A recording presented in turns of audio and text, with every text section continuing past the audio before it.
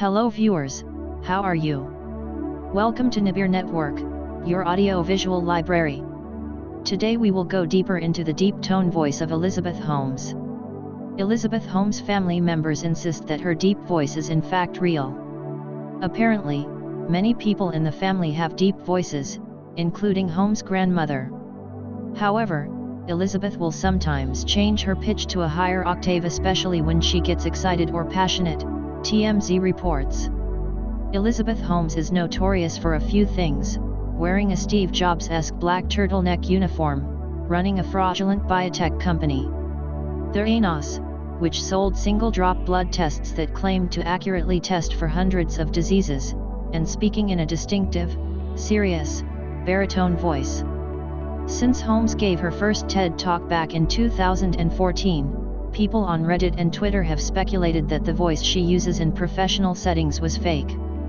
In various interviews, former Theranos employees have recounted times when Holmes would occasionally slip out of character and speak in a higher tone. It was maybe at one of the company parties, and maybe she had too much to drink or whatnot, but she fell out of character and exposed that was not necessarily her true voice, Anna Areola, a former Theranos employee, said on The Dropout, a new podcast about the scandal. Maybe she needed to be more convincing to project a persona within a room among male VCS. I'm not really quite sure.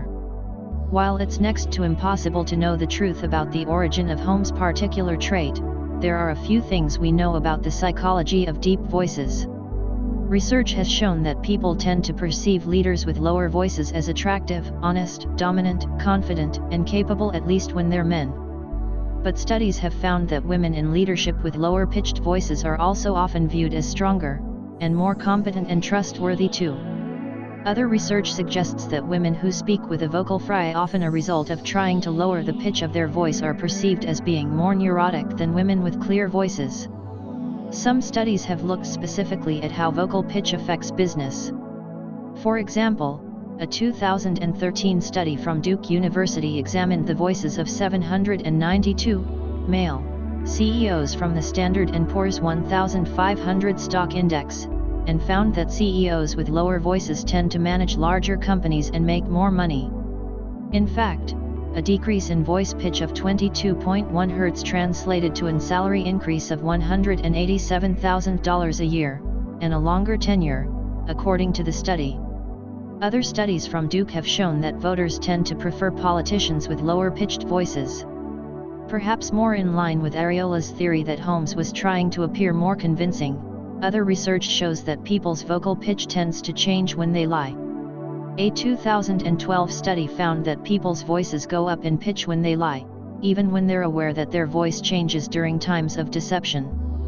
Of course, it's normal for people's voices to fluctuate along with their thoughts and emotions when they talk, but some communication experts say that people tend to use a monotone voice when telling a lie. In general, people tend to change the pitch of their voice depending on who they're talking to and the circumstance. In a 2017 study, researchers found that people who see themselves as dominant are less likely to shift their, usually lower, pitch. When answering questions about conflict in particular, people in the study lowered their voice. Of course, dissecting the way that any person speaks can only tell us so much. A new ABC News Nightline documentary about Holmes featured never-before-seen footage from her testimony before the Securities and Exchange Commission in 2017. Holmes pleaded not guilty to criminal charges, agreed to pay a $500,000 fine, and could face up to 20 years in prison. During the testimony, she said, "I don't know," in her signature voice, more than 600 times. For as selective as she is with her words, it's no wonder people have attempted to pick apart her tone and style of speaking. Because often what matters isn't what you say, but how you say it. That's all for today. Next time we'll discuss some more topics about Theranos. Thanks for watching.